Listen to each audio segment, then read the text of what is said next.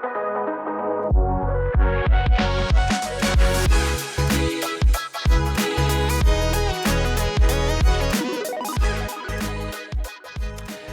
everyone to Deep Dive here at St. Albert Alliance Church. My name's Dan. I'm the junior high and young adult pastor here at the church. And if you were here this past Sunday, you would have heard me preach. Maybe you watched online. We were talking about Romans 5:1-11 and the idea that grace restores.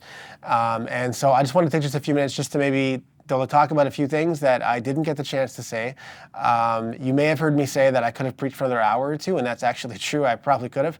But I won't take that long today. Just a few things that maybe I would have wanted to share but didn't quite get to. One of the things that I shared about in the sermon was this idea that, in our minds, we often have it's like a script that, kind of plays over and over again. It kind of tells us who we are.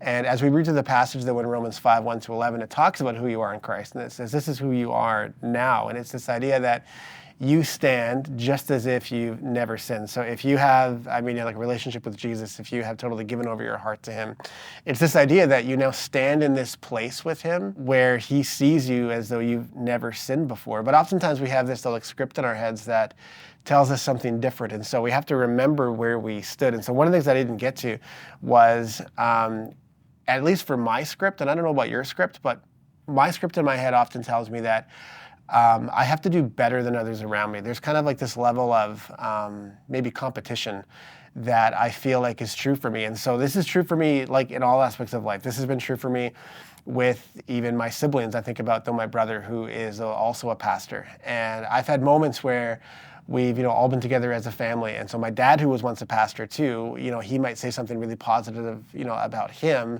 in terms of how he's doing in ministry that maybe he didn't say exactly about me in that moment. Even though I know he feels really good about me, I feel this moment or this tear like, man, I have to compete. I have to prove myself in a way that puts me at odds with other people. So not just this sense I have to go and try to earn approval, but actually puts you at odds with others. And in ministry, I do this all the time, where I tend to look and see how someone else is doing in ministry, and I think, man, my ministry is not quite where theirs is. And so I feel like, man, if I could just be better than them, then others will love me more, others will think I'm doing better, and God will love me more. And I wonder if you ever experienced that as well. If maybe you've been in places where, man, where you feel like you're almost at odds with other people in your life, and so there's this need to really compete with them.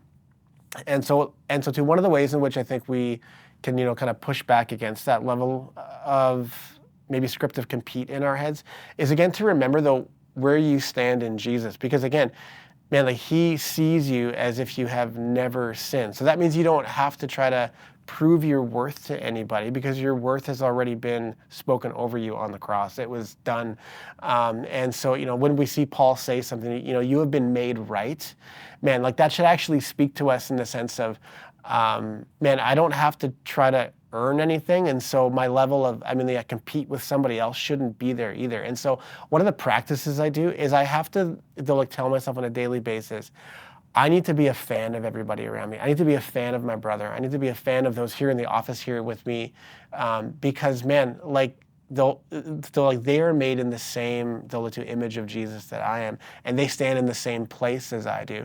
What does it look like for me to be a fan of them and just to root them on, because they're struggling with the same things that I'm struggling with? And so what does it mean for you in your life to be a fan of those? I just wonder if just to know where you stand in Jesus helps you to be a fan of other people and realize I don't have to try to earn anything. I don't have to, I compete with them, because we're all on the same level playing field, if that makes sense. So just to encourage you in that, right, be a fan of others around you. That's how we help that script kind of get out of our heads. There's one other thing I wanted just to share with you about that's really won't take as long. And it's this question that I didn't get to that I think kind of leaves it a little unresolved, is if we know where we stand with Jesus, and if we live in this place all the time where we can constantly go to him when we sin and we can experience his love and his grace and his mercy, does that mean I don't have to care about how I live anymore? Because if he sees me in this position of, man, this is who you are are always going to be this way.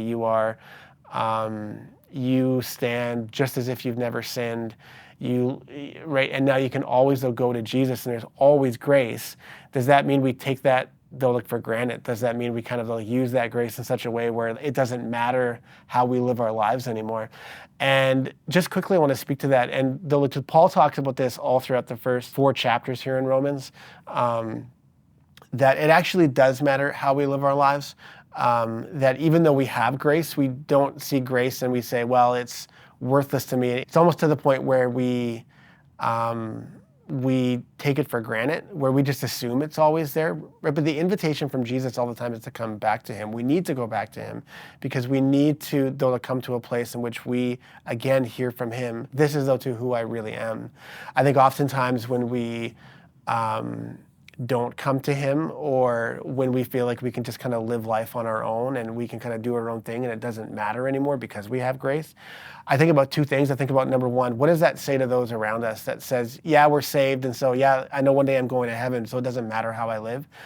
I don't know if that's the best witness for others around us. I wonder if maybe Jesus is inviting us into more than that. And ultimately, where you stand now to justified in Jesus, and that, you stand now to just as if you've never sinned.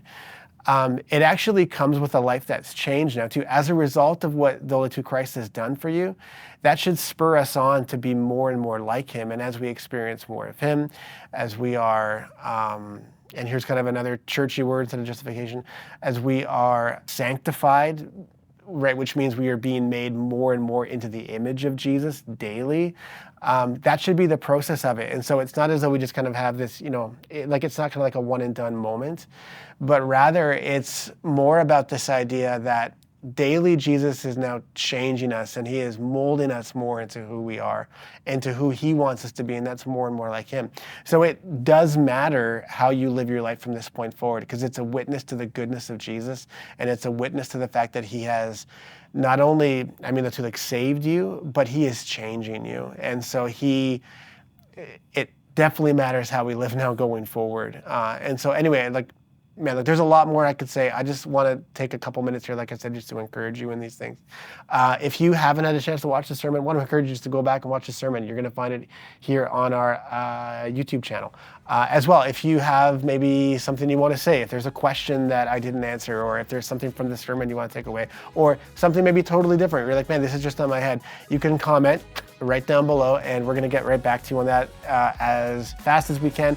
Or here's the really good thing. You can show up on Sunday morning and you can ask me a question personally. You can ask Pastor Mike, Pastor Lisa, Pastor Kirk, any of us on staff here, and we would love to just have a chat with you about what's going on in your heart these days. So anyway, super, super glad you tuned in, and hope to see you Sunday. Hope to see you in the comments, whatever it is. But thanks so much for watching, guys.